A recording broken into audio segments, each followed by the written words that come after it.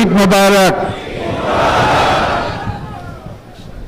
আজকে বাংলাদেশের প্রতিটি গ্রামে, প্রতিটি বাজারে, প্রতিটি গঞ্জে, প্রতিটি শহরে ঈদের জামাত অনুষ্ঠিত হচ্ছে।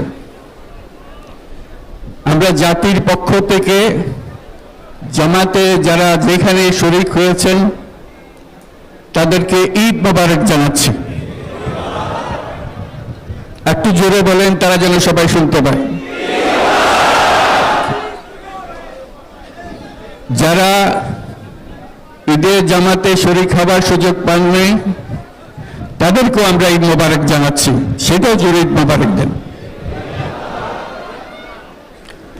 আমাদের মা বোনেরা, মহিলারা